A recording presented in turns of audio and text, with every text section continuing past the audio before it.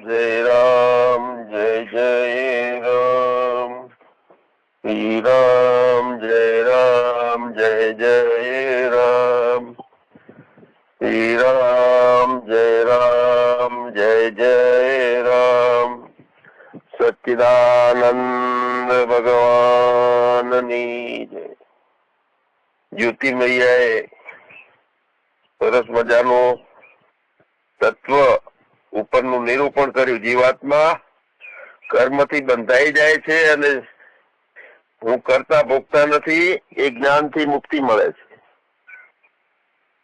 તો બહુ સરસ પ્રવચન થયું. કરતાપણાનો સંકલ્પ જે છે એ જીવાત્માનો છે, અહંકારનો સંકલ્પ છે, તે જ બંધન છે એવું તાત્પર્ય નીકળ્યું આમાંથી. હવે એ સંદર્ભમાં આપણે થોડી વાતો લઈએ. જ્ઞાનની નિષ્ઠા પરિપક્વ થાય તો ભગવાને ગીતામાં 18મા અધ્યાયમાં કીધું છે, સર્વ ધર્માન પરિત્યજ્ય. છેલ્લે આ વાત બતાવી અર્જુનને કે બધા ધર્મો તું છોડી દે. સર્વ ધર્માન પરિત્યજ્ય મામેકમ શરણં વ્રજ. એટલે કયા ધર્મો? તો આપણે જીવાત્માએ જે અજ્ઞાનથી નક્કી કરી એને પાતા કરી નાખ્યા છે ને એની અંદર સુખ દુઃખ આપણે અનુભવીએ છીએ. વર્ણના ધર્મ, આશ્રમના ધર્મ, દેહના ધર્મો, મનના ધર્મો, પ્રાણના ધર્મો, આ બધા ધર્મો એ બધા છોડી દેવાની વાત કરી છે. કેમ કે તું તો અજ્ઞાનમાં જીવ દશાના કારણે તે પકડ્યું છે. અને જયારે તું પોતાના કાયમ આનંદની પ્રાપ્તિ કરવા માંગે છે તો તું જીવ દશાને છોડી દે અને જીવ દશામાં જે માન્યતાઓ થઈ છે બધા ધર્મો તારા નથી, તો છોડી દે. મામેકમ શરણં વ્રજ, મારા શરણે આવી જા. તો અહીંયા ધર્મ અને અધર્મ, સત્ય અને અસત્ય, સુખ અને દુઃખ, પાપ અને પુણ્ય, જન્મ અને મરણ, આ બધું પકડ્યું કોણે? તો આપણે કહેશું કે મેં પકડ્યું છે. તો આગળનો પ્રશ્ન આવે છે કે કોણ છો? હું કોણ? કઈ જગ્યાએ ઉભા રહીને બોલીએ છીએ આપણે હું કોણ? કે હું, મને પાપ પુણ્ય છે, મને જન્મ મરણ છે, મને ધર્મ અધર્મ છે, મને સત્ય અસત્ય છે, બધું લાગુ પડી ગયું છે. તો કયા પગથિયે ઉભા રહ્યા છીએ આપણે? તો અજ્ઞાનના પગથિયે ઉભા રહી જીવાત્મા બની વર્ણ આશ્રમના ધર્મો પકડી અને આ ડબલું વગાડીએ છીએ, હું મારું છે, મારે હજી જોઈએ છે. તો આ બધા જ ધર્મો જે છે એ ધર્મો તો છોડી દેવાના છે. જેટલા ધર્મીએ જે ધર્મો પકડ્યા છે એ છોડી દેવાના છે. ત્યારે એ છૂટ્યા પછી ધર્મીની દશા પલટાઈ જાય છે. ધર્મી જીવાત્મા હતો એ આત્મ સ્વરૂપમાં સ્થિતિ પામી જાય છે. તો બહુ વ્યવસ્થિત રીતે વાતને સમજીએ તો જે કચરા પટ્ટી છે એ જીવાત્માએ ભરી છે અંદર, હું ને મારું. અને કોણ એને સારું બનાવે છે? તો મન. નકામી નજીવી વસ્તુને કિંમત આપતું હોય તો મન આપે છે અજ્ઞાનના કારણે. અને રાગ અને દ્વેષ આ પકડી અને એના રંગે રંગાઈ અને આપણે એને કાં તો આ વસ્તુ સારી છે ને આ વસ્તુ નથી સારી એવા ખોટા ખરાના ભાવો કરીએ છીએ. તો સારું ખોટું, સુખ દુઃખ, ધર્મ અધર્મ, આ બધા લેબલો મેં માર્યા. લેબલો જીવાત્માએ માર્યા. એટલે કે વસ્તુની, વ્યક્તિની, પદાર્થની અને પરિસ્થિતિની આંકણી કરી આપણે એની કિંમત નક્કી કરી મનથી. અને મનનો સહજ સ્વભાવ જે છે એ આ જ છે, જગતના સંસારમાં નોખિયું કરવું અને હારા નબળાના ભાવો ઉભા કરવા અને કિંમત આંકવી એની. મન જે વસ્તુની આકારણી મોટી કરે એ વસ્તુ સારી, કિંમતી. અને જો એક જ પથ્થરો હોય છે પણ ખબર નથી હોતી તો એ શાકભાજી તોલવાના કામમાં લે છે. એને હીરો છે એવી ખબર પડી તો કરોડોમાં જાય છે. તો કિંમત કોણ આંકે છે? મન. જેને મન કિંમત નથી હોતું એના માટે બધું સરખું છે. કઈ વસ્તુ મૂલ્યવાન છે, કિંમતી છે? તો એની પ્રાપ્તિથી મન પોતે પોતાને સુખી માને છે, કિંમતી બનાવી છે મને. જેને આપણે ખૂબ કિંમત આપી દીધી છે અને એ કિંમત આપેલી છે, તો એના નાશથી, એના વિયોગથી દુઃખ એટલું જ થાય છે. મારા મારા મારા કરી અને જેને આપણે મારા માનીએ છે, તો મારાનો વિયોગ થાય છે તો બહુ દુઃખી થવાય છે. એટલે માનવીનું મન જે છે એને સમજવાની જરૂર છે. તો માનવીનું મન આ ભવાટવીમાંથી ઉગારવા વાળી વસ્તુ, પણ દરિયાના કચરાને મોતી કરી અને કિંમતી બનાવી દે છે. હોય છે દરિયાની અંદર કચરો, પણ એને પણ મોતી બનાવે છે અને એ કચરાની માળા બનાવે, મોતીની માળા બનાવે અને છાતી ઉપર વાંધીએ. જે ધરતી ઉપરનો આ કચરો છે, વૈજ્ઞાનિકો એને કૂણો કચરો માને છે, કાર્બન ગણે છે, એ કોલસો. તો એ જે કોલસાની જાત છે એને આપણે હીરો બનાવ્યો, હીરો ગણ્યો છે. એનું આભૂષણ, એનું નંગ તૈયાર કર્યું, સારી વીંટીમાં, સારા મોટા નેકલેસમાં, હારમાં અબજોપતિઓ છે એ મોટી કિંમત આપી અને એને પોતાની છાતી ઉપર પકડી રાખે છે. અને પાછું એ કોલસાનો કટકો જ છે, એને વીંટીની અંદર મઢી નાલે છે, પ્રેમનું પ્રતીક ગણે છે કે મોટી ભેટ આપી.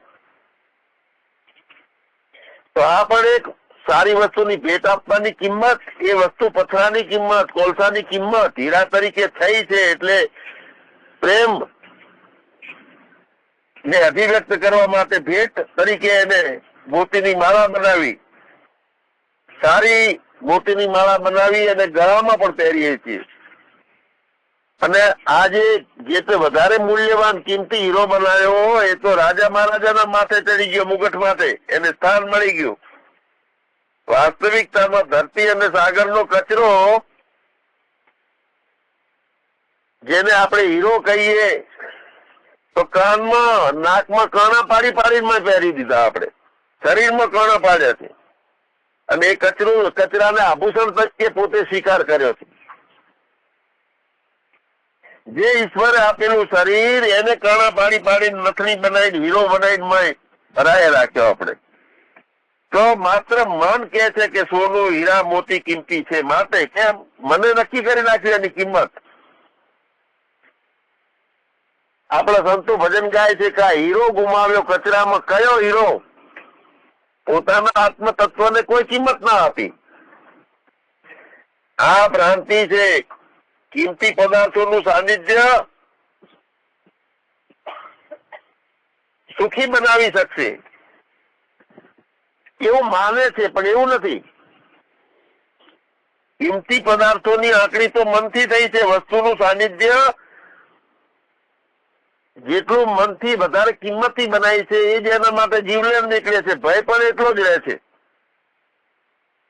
અરે ભય કોઈ આવીને મારી ના નાખે, ભલે મોટો હાર પહેર્યો છે તો, પણ કાલ્પનિક 24 કલાક દુઃખો ઉભા થાય છે આપણને. આખું જીવન ડીઝલ બાળવામાં ડીપી લોડ થયા કરે, ભય થયા કરે છે, ચિંતાની જ્વાળાઓથી ઘેરાયેલા રહીએ છીએ આપણે. અને છતાંય દરેક જીવાતના મનની ભ્રમણાથી ઉભી કરેલી દિવાલોમાં જીવનની, પોતાની ચેતનની વાસ્તવિકતા ભૂલી જઈ અને કેટલાય સારા નબળા કામો પણ કરી નાખે છે. જો આ દાણચોરો પોતાના જાનના જોખમે સોનાની લગડીઓ, બિસ્કીટ આ બધું લાવે છે અને માલમત્તા મેળવે છે અને સુખી થાય છે. પણ બીજી ક્ષણે પોતાની કારની પાછળ 2 નંબરમાં લઈને આવતા હોય અને પોલીસની ગાડી પડે અને નજરે દેખાય તો એ સોનાના બિસ્કીટની ગાંઠડી છે એ બાજુની અંદર કુડા કચરામાં ફેંકી દે છે. કેમ કે એની સામે ભય આવ્યો છે. તો એ સોનું ના રહ્યું, હવે એ માટી થઈ ગઈ. તો તરત જ ચાલતી ગાડી એ સોનું ફેંકતો જાય એક બાજુ કે ભાઈ આપણે બચવું હોય તો અમે નાખી દો. હવે જે મન સોનામાં સુખ સમજતું હતું તે હવે દુઃખ માનવા લાગ્યું. દુઃખ લાગ્યું એટલે પછી એ સોનાનો ત્યાગ થવા લાગ્યો.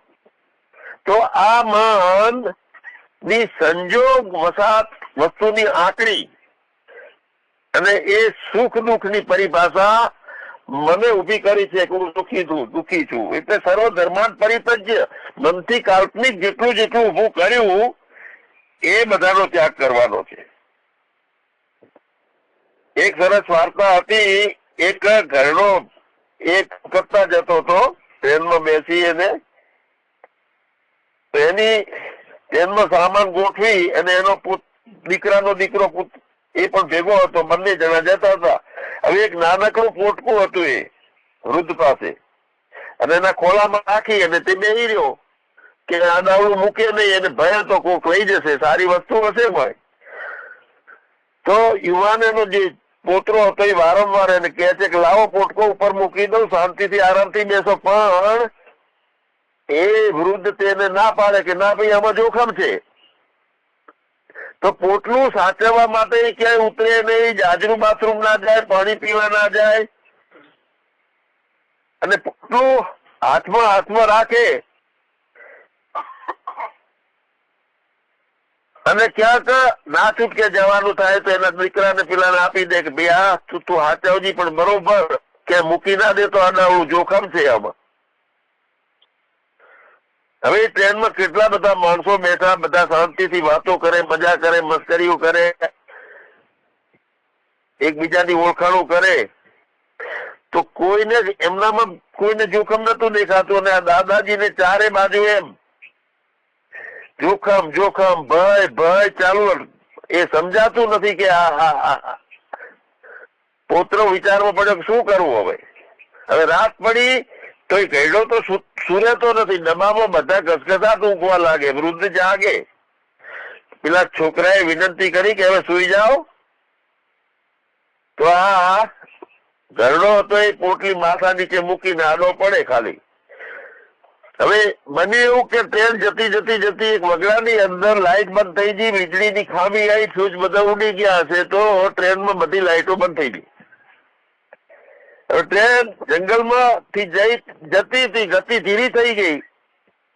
એક નાનકડું સામાન્ય કોઈક જગ્યા હશે તે જગ્યાએ ગાડી ઉભી રહી. એમાં પ્લેટફોર્મ પણ નતું, મોટું સ્ટેશન નતું કોઈ.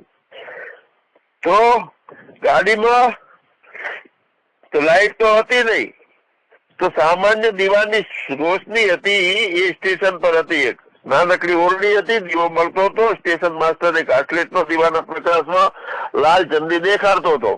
બીજા બગલમાં લીલી ચંદી હતી. તો ઝાડ જંગલ પર્વતોનો પ્રદેશ હતો આખો ભયંકર. અને એવા ટાઈમે આ વૃદ્ધને તરસ લાગી. ચારે બાજુ અંધારું હતું, ડબ્બામાં બધા ઊંઘતા હતા. અને પેલા યુવાન છોકરાને એને કીધું કે હું આ સ્ટેશન નાનકડું છે, પાણી પીને આવું છું, આ પોટલું તું સંભાળ, ધ્યાન રાખજે. બધું ભયભીત વાતાવરણ છે, જો એકાંત બહુ છે, અંધારું છે. હું તરત જ આવું છું. પોટલી હાથથી નીચે ના મૂકતો હતું અને ઊંઘી ના જતો. તો એ વળી પાણીની તપાસ કરવા માટે ટ્રેનમાંથી નીચે ઉતરે. પેલા યુવાને વિચાર કર્યો કે હકીકતમાં આ પોટલી જ એના દુઃખનું કારણ છે. દાદો ઊંઘતો પણ નથી, મને ઊંઘવા દેતો નથી અને ભય નામની વસ્તુ જ આ પોટલી ભરી છે. એટલે જે કઈ બાંધેલું છે એ જ જોખમ છે. તો આ જોખમનો આપણે નાખી દઈએ બારે. એટલે પોટકીમાંથી મારે ખંખેરી નાખી દીધું બધું. નિરાતે ઊંઘતો લેવાશે આ ભાવથી. અને પછી બીજી બાજુ એને શું કર્યું, નાના નાના પથરા બધા ભરીની પોટલીમાં નાખી દીધા. અને પોટલી દાદો આવ્યો એટલે લીધું કે લો તમારી પોટલી. દાદાને તો ભય ચાલુ છે પોટલીમાં. પથરા હતા, બીજું કઈ નતું. હવે પોતપોતાની જગ્યાએ બેસી ગયા છે.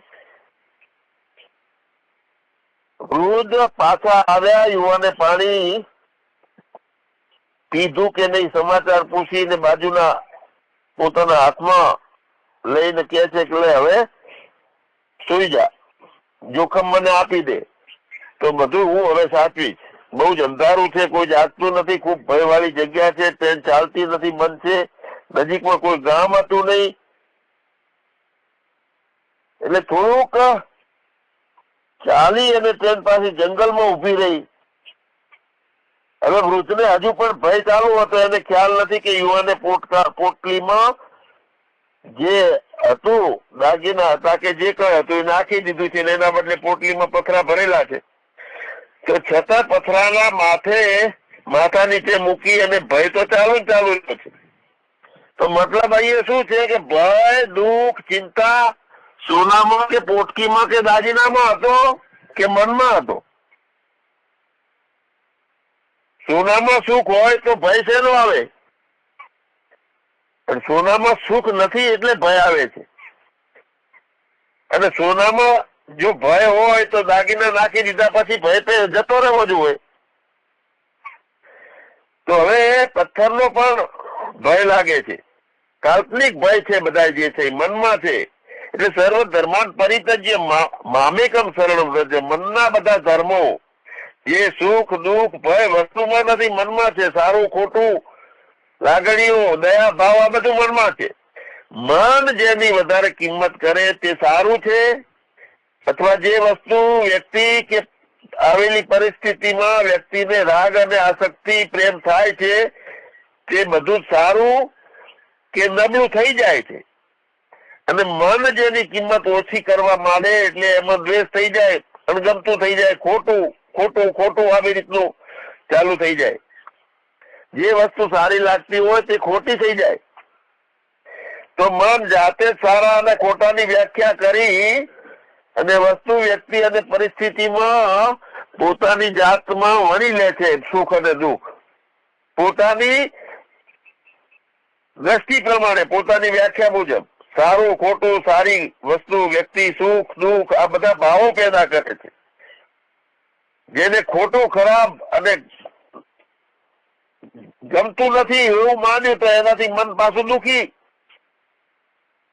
અંતે સુખ અને દુઃખ આ બધી મનની વ્યાખ્યા અને મનને આકારણી કરી મને જેટલી કિંમત આપી છે એના ઉપર આધાર છે. એટલે સુખસ્ય દુઃખસ્ય ન કોપી દાતા પરો દદાતી કુબુદ્ધિ રહેતા. ધર્મ અને અધર્મ, સત્ય અને અસત્ય, પાપ અને પુણ્ય, જન્મ અને મરણ આ બધું ત્યાગી દેવાની વાત કરી છે આપણને ઉપનિષદોએ. ગીતામાં પણ કીધું છે કેમ કે બધું કલ્પિત છે, મનોરાજ્યથી છે. અને આપણું પોતાનું સ્વરૂપ છે તે અસંગી છે, ન્યારું છે, આખા વિશ્વનો સાક્ષી છું હું. તે મન બુદ્ધિ ઇન્દ્રિયો નથી. સુખ અને દુઃખ મનમાં આવતું હતું, અવિદ્યાના અજ્ઞાનના કારણે કિંમત આપી હતી. તો નથી આપણે પાપી કે અધર્મી, કે નથી તો આપણે ધર્માત્મા. વિશ્વના સાક્ષી પોતે ચેતન સ્વરૂપી છીએ. ધર્મ અને અધર્મ કોઈ આપણા નથી. તો જેટલો દ્રષ્ટિકોણ આપણે બનાવ્યો છે, વિચાર કરીએ કે જો આપણે શરીર નથી તો પછી વર્ણ, ધર્મ, બ્રહ્મચર્ય આશ્રમ, ગૃહસ્થાશ્રમ, વાનપ્રસ્થાશ્રમ, સંન્યાસાશ્રમ આ બધા આશ્રમના ધર્મો વ્યવહાર માટે સારી રીતે, લોકો અજ્ઞાનમાં સારી રીતે જીવી શકે એટલા માટે માન્ય રાખવા પડે. પણ જ્ઞાનીની દ્રષ્ટિએ, તત્વની દ્રષ્ટિએ વિચારીએ તો કાંઈ લાગુ ના પડે આપણને. બધા મનના ધર્મો છે અને આપણને કાંઈ એ નડતા નથી. વ્યક્તિઓ નડતા નથી, પરિસ્થિતિઓ નડતી નથી, સંસારે નડતો નથી અને કોઈ સારું નબળું સ્થળે કોઈ નડતું નથી. ચેતનના ધર્મમાં કાંઈ નથી. કોઈ પરિસ્થિતિઓ, કોઈ ધર્મની આવશ્યકતા છે નહીં, કારણ કે આપણે અનંત અજન્મ અનાદિ છીએ. પાપ પુણ્ય કર્મો થી કાંઈ નવા કર્મો પણ બંધાતા નથી. સુખ દુઃખ, અધર્મ ધર્મ આ બધા ધર્મો નથી આપણા પોતાના. ભ્રાંતિમાં હોય એના માટે મુક્તિ, ભ્રાંતિમાં હોય એના માટે બંધન છે. જે ભ્રાંતિઓ છૂટી જઈ તો અધર્મનો ત્યાગ થઈ ગયો. ધર્મનો સ્વીકાર કરવાની જરૂર નથી, કારણ કે પોતાએ કાયમ ધર્મમાં જ વર્તે છે. તો ભય ભેદ આ બધું મનની ઉપજ છે. સુખ દુઃખ હોય એ મનની પરિભાષા છે.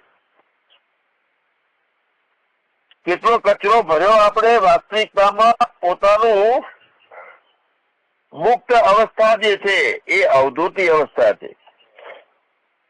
અવધૂત નો એક સરસ શબ્દનો અર્થ છે એટલે અક્ષર જેનો નાશ નથી થતો, તે ક્ષર નથી થતો એ.